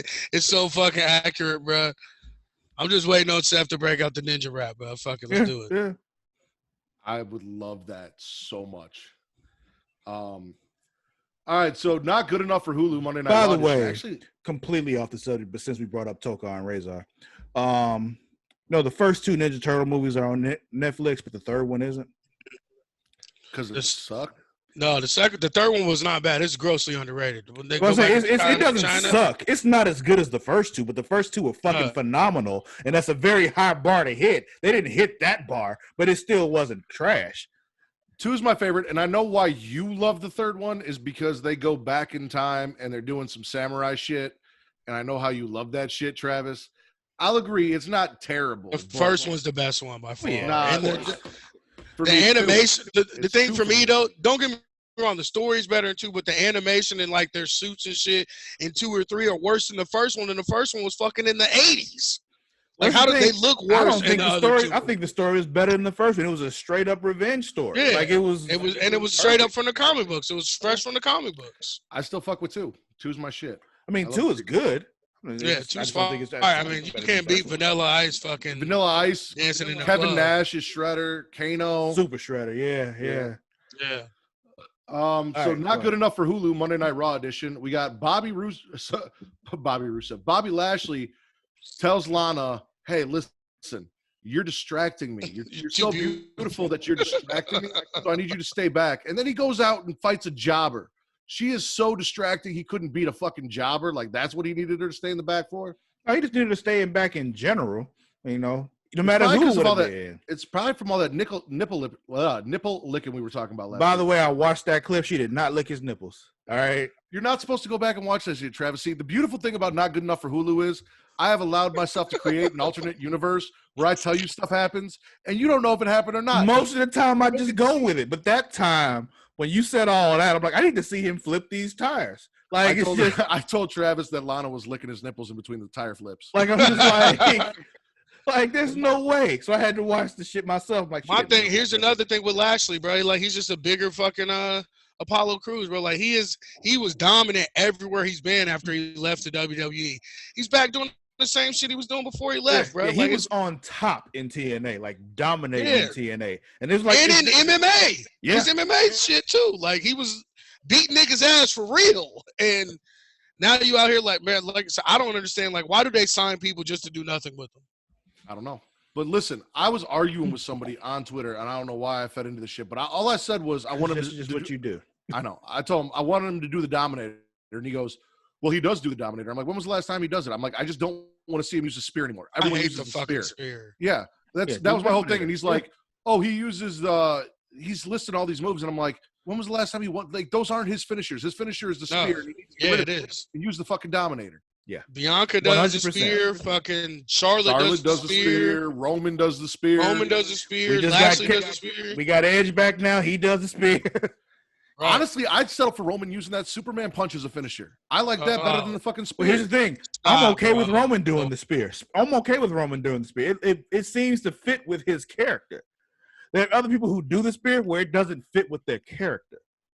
Yeah. It fits with Lashley's more than any of them, but it's so many other people. Yeah, but Lashley needs to be doing the Dominator. Like when he did the Dominator, it was fucking dope because he did it in a way he didn't do it the way Farouk did it. Like he came down with you when he did it. Yeah, he was like, but I like his spear too because he does that like flip after he hits him with the spear. His shit looks legit because that's some shit he really would do in an MMA fight, the double leg, bro. Like, yeah. I need him to get rid of the spear. Too many people are doing it. Right. We also had Liv Morgan defeat Ruby Riott again with that Oblivion, that fucking springboard STO that she does. Flatliner, yeah, no, that shit's dope. But then she had kind of a rough ass promo at the end, which kind of and then Cedric Alexander, Ricochet beat a couple jobbers. When do we get the sex tape with her and Lana though? The sex tape with Liv and Lana, that's probably not coming. Yeah, it's probably not happening. But they teased me with it though. So like, well, they've teased me with lesbian storylines how often that I fed it. I don't want a full storyline. I just want the sex tape. I know you do. Facts. But if we're not going to get Mandy Rose and Sonya, and we're not going to get Sasha and Bailey, we're not going to get Liv and Lana. You got to accept that. That's your problem. Though. You were asking for too much. Like I just want one thing. Cedric Alexander and Ricochet beat some jobbers. Cedric, Vanilla, and Trevor, bro, are terrible. Really? You're not liking this tag team? Fuck no. Or what are you talking? Listen, in the ring, they are fire. Fire. Cedric, and really, I like Cedric more than I like Ricochet. If you put a gun to my head, I'd pick Cedric over Ricochet. I'm with you. But Trevor is from Paducah, Kentucky, with his white ass. I just call him Trevor. I only call him Ricochet. And I call Cedric Vanilla. His wife has more charisma, and they need MVP more than anybody. Well, that's what I was getting at. Is they are fire in the ring, but they need a mouthpiece. And Travis, we got catfish this week because MVP showed up and addressed them to let us know that he is managing two white guys. Right.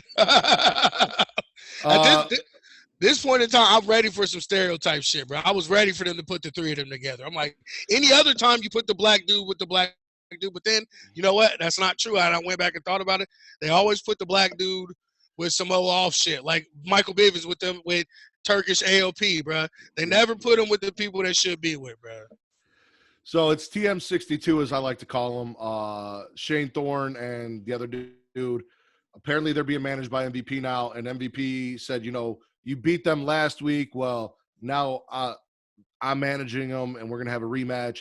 So they've set MVP against Cedric and Ricochet instead of putting him with them. That's some bullshit. And it's straight bullshit.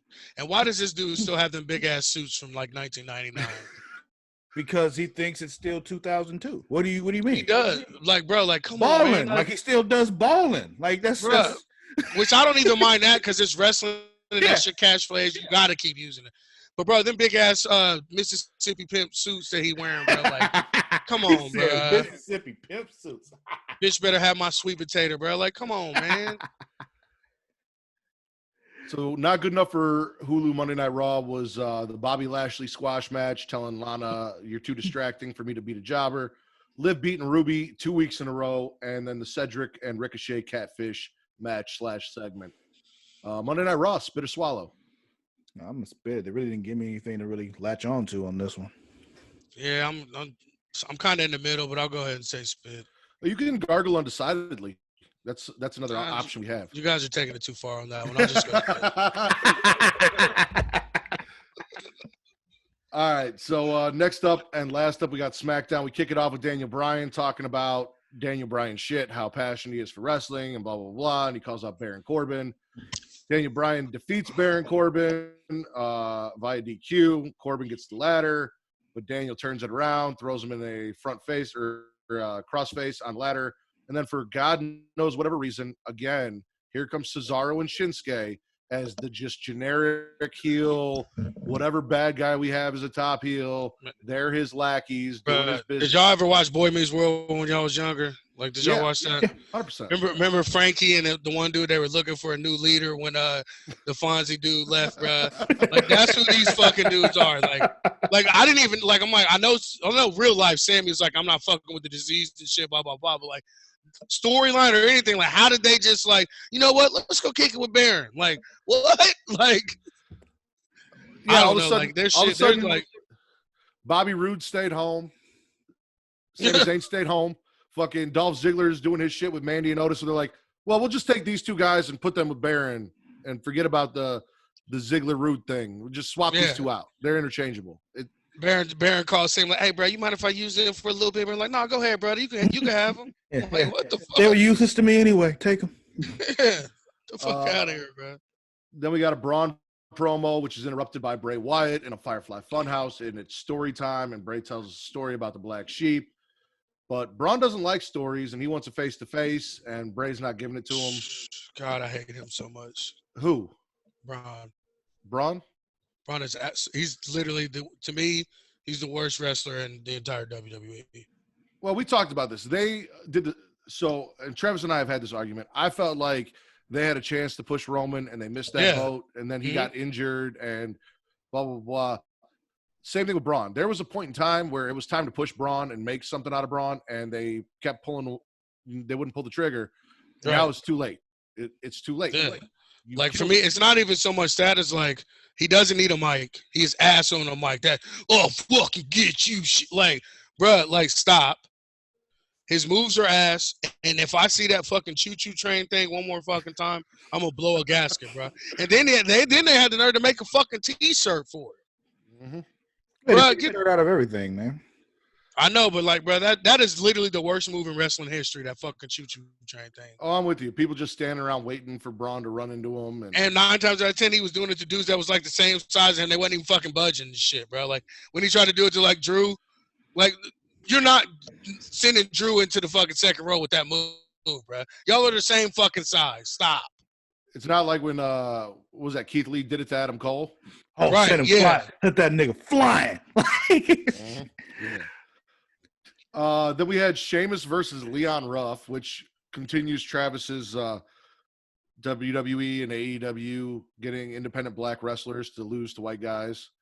That you were not happy I have about. that argument. I have that argument all the time. Everyone's like, AEW so diverse. It's like, no, it's not. Not at all. No, it's not.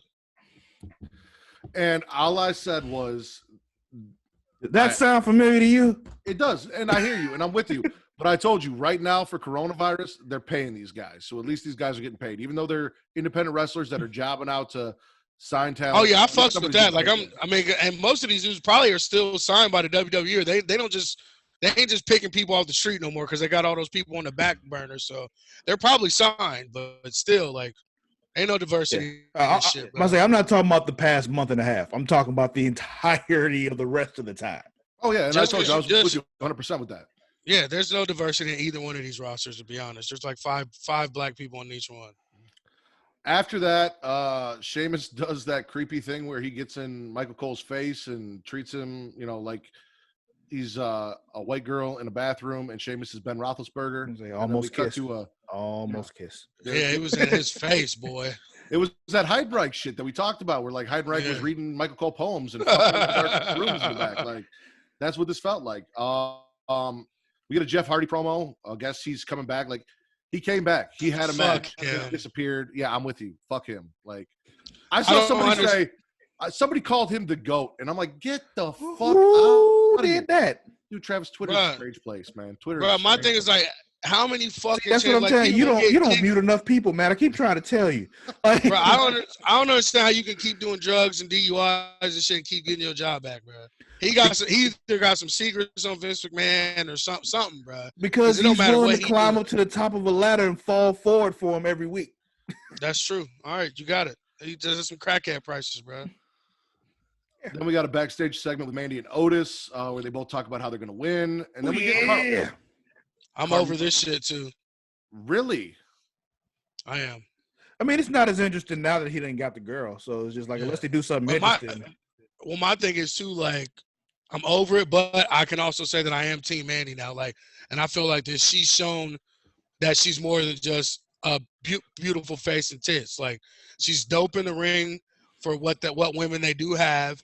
She showed that she can do both sides of the line if you have to use her in a pinch. So, like, I'm definitely more and more behind her, and I think that she showed me that they could actually use her for more than just, you know what I'm saying, the blonde chick with tits. More than just eye candy. Yeah, she and I like how they switched up her ring gear because now she's a face. Yeah. They use brighter colors now. She's not using that black ring gear no more. I was going to say she is 100% more than just a pretty face and tits, but also she is a pretty face and tits, and we saw that here in her match against Carmella because she looked fire as fuck.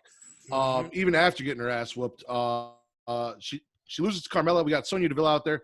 Sonya's just running her down on the mic, talking shit, reminding her about how I gave you the money in the bank, and then I went up and got it for you, and you still lost that shit. And then Sonya fucked her up. And that part of this, that's why it hasn't run the course for me, is because the stuff between Sonya and Mandy is fantastic. Yeah. And I still have that side Otis shit, which I'm good with, and it's probably going to lead somewhere, but it's fun for now. So, like, we were talking about it earlier. I don't hope that it's like the same shit where she turns on him. I hope Otis turns on her. That's where I'm at. I want Otis to do some dirty shit and go heel. Yeah. Imagine him tossing Daniel Bryan and all the motherfuckers on. Like, that's suplex he did to Dolph in the match. Imagine him doing that as a heel, just throwing people through shit, bro. Like, I think he'd be a dope heel. It is. He still has a bad habit of doing stuff that you normally do to, like, try to pump the crowd up when there's no crowd. Right. And he's like, dude, it don't work when there's nobody out there to cheer when you go. Which I'm not mad at. I kind of dig it. You know what I'm saying? Like, fuck it. Get me hype out here through the camera. It feels weird when I see it on TV. I'm with Travis. I'm with Travis and Mark Henry on this. Is you guys got to stop playing to a crowd that's not there. Play to the people at home, but stop coming up and climbing up on the turnbuckle and pointing at a crowd that's not there. And well, you can see the people that are good at their job and who aren't, because the ones that are, they look right at the camera. They don't look at the crowd because there's no fucking crowd there. Then the biggest upset of the night, this actually pissed me the fuck off. The Forgotten Sons beat the New Day. Oh, my God. That shit. What the fuck? They didn't do shit in NXT. Fucking cheated. I was pissed off because Riker is clearly the only one in that group that's a star. Like, when it was Blake and Murphy was the standout. I was with Murphy. I didn't give a shit about Blake. Murphy was the guy and is the guy. So then you repackage him with this Cutler guy who was nothing, and then you give him Riker, who is this big, buff, bad motherfucker, and you've got him as a manager? I just said the same shit, bro. Like, even in NXT, he had like maybe 2 matches in NXT. Like, what's the fucking point of having him and keeps touting as this is the guy that's going to come from, but we don't never see the motherfucker do nothing. Yell at the ref or come in and, like, make a distraction. Like, he's literally just a manager. These dudes are, and don't get me wrong, in the ring, like, they're kind of dope, and, like, their tag team moves are fucking dope. Oh, this was a great fucking match. Don't get me wrong. With the New Day, this match entertained the shit out of me. It was a damn good who match. are they? I don't give a fuck about the Forgotten Sons. And I don't need them beating the tag team champs their second week on the show. Facts. I'm with you. And then we got Otis versus Dolph. Otis gets the win here. He qualifies for Money in the Bank. I do not see Otis winning Money in the Bank. So right now, that motherfucker climbing a ladder and Money in the Bank. We've got Baron Corbin. We've got Daniel Bryan. We've got Otis. We've got Rey Mysterio, Aleister Black, and then whoever they fill in for Apollo Crews. Of the 5 people that we know, they're doing with that gauntlet match. Probably. Yeah. Of the 5 people that we know, do you guys see any of them winning Money in the Bank? Fuck no, but if you're going to put a gun in my head, I'll pick Aleister Black. Like, the rest of those people of all the ones they're all fucking jobber. The only one that really matters in that whole thing, I guess, is Aleister Black, but it's just everybody else is just I will say this. Who are you? I'm not gonna lie. I would not be surprised if they gave that Money in the Bank to Baron Corbin. That's what I was Honestly, thinking. I don't I'm want to not see gonna be that. surprised. You know I don't. how It you know needs to be how Aleister Black. irritated but I would be if they put the fucking Money in the Bank on Baron Corbin again. Like, But at this point, like, who else is there? Aleister Black. It's Aleister Push Black. that motherfucker. Give me that motherfucker. Do That something is my with him. guy. But That is my my fucking thing guy. is like that doesn't match his gimmick or match what his character is carrying around a fucking briefcase, bro. That's true. That's Also, why I don't think it's gonna be him. I think it's But gonna it be didn't. Corbin. I mean, it didn't really match any of the people that won initially. Like, it didn't really match Edge to be running around with a briefcase. it matched Edge, but it matched Edge to be able to hold the thing above your head. I can attack you at any time because he's that you know kind of what I'm guy, the Like, how's ultimate he- opportunist. You know that kind of Right. thing. And you really think like how's Aleister Black gonna look getting leaned up to the thing and then got a briefcase in his hand? Like what the fuck? Like Well, what I'm envisioning Briefcase is on his I'm chest, he come envisioning. up. yeah, So like here's the thing. So here's what I'm envisioning. I'm envisioning a couple things. I'm envisioning that Aleister Black that we got backstage in the suit, cutting promos about the Money in the Bank and when he's going to Okay. cash it in. I'm envisioning Aleister Black throwing the Money in the Bank at someone and then hitting the black mass through the Money in the Bank across Okay. dude's head, Okay. cashing in and getting the pin. All right. That's what I see for my boy. You might be convincing me a little bit, but I still Maybe. think it's gonna be Corbin. But you also know how I feel about Aleister Black anyway, because I'm like, you know, if your finish is a kick to the face, you shouldn't be kicking people in the face the whole match. But anyway, go ahead. What else you got? You got a weaken the face, Travis, for that. finish. Yeah, like my finish is when I kick you in the face, but the whole match I kick you in the face. And knee you in the face because those knees are worse than the fucking kick to me. It's just like your boy Bret Hart, who attacks the knee and then uses the sharpshooter. It's just a different attack. But he weakening that doesn't spot do the for finish. sharpshooter. I'm saying he's weakening the face for that kick for the finish. Then weaken the Anyway, face in other ways besides kicking them in the face. He does. He elbows them and forearms them. We're Yeah, not yeah, but even- he also continues to kick them in the face. Is my point. not the same kick. Bret Hart doesn't weaken your legs with a sharpshooter and then finish you off with the sharpshooter. Like, But he does use other leg submissions, which is a variation of a kick. It's Anyway, not the same we're not thing, doing that. man. You know it. Go ahead. Spit or swallow SmackDown. Spit. I mean, they really didn't give me Spit for anything either. I'm spitting it. Yeah, I am too. The best match was the Forgotten Sons match, and I'm pissed off they won. So, Facts. all right, Aaron, what was your favorite show this week? I'm gonna have to go with I'm gonna have to go with NXT. I hate to be a homer, but it was definitely NXT. Travis? But I also haven't seen AEW. That True. disclaimer. You didn't miss anything.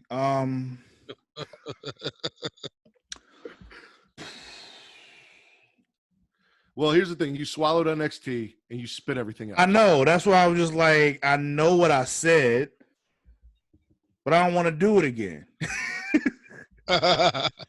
See, here's the thing: I've been trying to put Travis on NXT forever, and he fought me and fought me and fought me. And I told him, "This is the best show WWE's producing.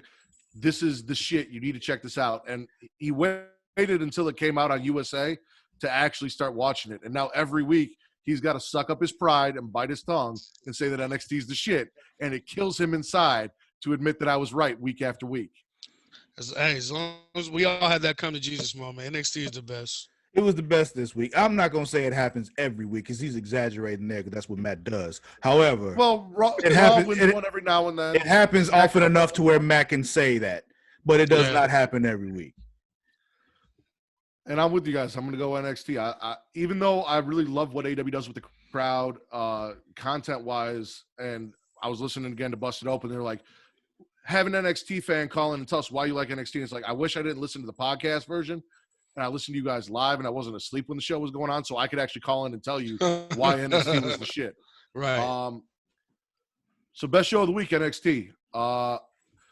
Aaron, why don't you do me a favor and go ahead and plug your YouTube channel, the Smack Raw. Tell us, where they can find you on Twitter. Do your thing real quick. Yeah, you can find us, first of all, Mean Jelly Bean Production. That's what we roll with, Mean Jelly Bean on YouTube.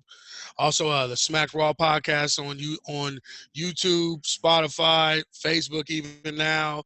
Also, Twitter, hashtag Smacked NXT. And you can also tweet me anytime, Mr. 8984 or Aaron Real Petty on Facebook, too. Definitely hit me up. There you go. And we'll get you in that Facebook group, the Smackin' It Raw Facebook group, which is facebook.com/group/Smackin' It Raw. And right now, if you guys follow me on Twitter, at Matt Ritter, that is at MATTRIDDER, or you're over there in the Facebook group, we are running a tournament. It is a Brawl for All tournament. It is 64 men. You guys get to vote on who you think would win in a shoot fight.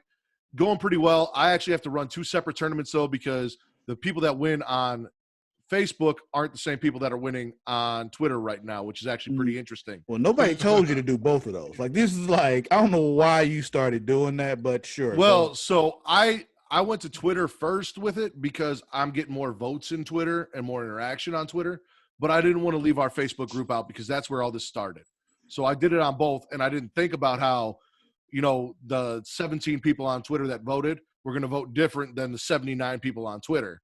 I thought it was going to be pretty much the same, and I was wrong. So now I've got 2 separate brackets running, and we're going to see how different they actually get. Oh, yeah. You guys can find Travis on Twitter and Instagram at Sir Cussalott. That is at SIR_CUSSALOTT. You guys, please go follow us, as I said, facebook.com/group/Smackin' It Raw. If you guys are a fan of Super Flashy Arrow in the CW universe, we have that podcast. You guys can go check that out with Travis and Mara. It is Super Flashy Arrow, and they've got a Facebook group that is facebook.com/Super Flashy Arrow of Tomorrow. And if you guys just want a central spot to find everything. This past week's podcast is long as fuck because me and Mara argue like an old man. And let me just say, after that, I want a divorce. But go ahead. I've been telling you to divorce her for a while. I told you I'll come on and take that spot, Travis, but you're all like, I need a feminine voice. We do. The Rack will come on and be your feminine voice, Travis. He's not feminine enough. The Rack is not feminine enough. As much as he may wish he was, he does not have a vagina. So we're gonna. Don't make me revive that shit, Travis. You won't. You guys find everything Twitter and Instagram at The Creation World. Please go follow that. Or Facebook, facebook.com/Creation World is the page. You guys will find all the links to everything that we have in both of those spots and on my Twitter for the link tree. We are the #1 wrestling podcast on Pornhub. Damn so right. Go check us out on Pornhub, on YouTube, wherever you guys want. You guys can find us. And then, Travis, are we going to have a new episode next week, or is it in 2 weeks for Return to Wrestling, our WCW Watch Along? What's the date? Today's the 30th. Well, Next right week. now it's the 1st. Yeah. Yeah, next week. All right, so next week, episode 4 of our watch along through WCW, where I shit on Hulk Hogan for 2 hours. This is the 7 millionth time in a row. Yeah. Well, you made me do it, so this is what we got. I'm okay with it. I'm not mad that you do it. Episode 4 will be available on YouTube. Episode 5, I believe, will be up on Patreon. So if you guys throw us $5, you guys get that. You guys get the behind the scenes stuff. Or That'll not, I'm be sorry, up not the behind tomorrow. the scenes. You guys get the Super Flashy Arrow, the source material. Yeah. And the sketch comedy. For $5, you get 3 shows. And you get to follow us along in WCW. And actually, source material is being switched up. We're doing something different called Multiverse. Where we're watching some old, not old, but like some of the DC animated films. Nice. And please go check out, as we talked about, that March Madness episode that we did with the Smack Raw that I did with the Smack Raw podcast. And they got a little 2K19 thing going on. I believe episode 2 is coming very soon. So go check that out. I might have to talk to Vince about getting involved in that because we're now brother-in-laws, stepbrothers. So, all right. Well, Aaron, thank you again for coming on. We appreciate it. We had a blast. I know Travis really enjoyed having another black person to talk to and not having to talk to me, just me again. For Aaron, for Sir Cussalott, I am the Warden, Matt Ritter. We are Smackin' It Raw, and we are the #1 podcast on Pornhub. Peace. Have a good one, y'all.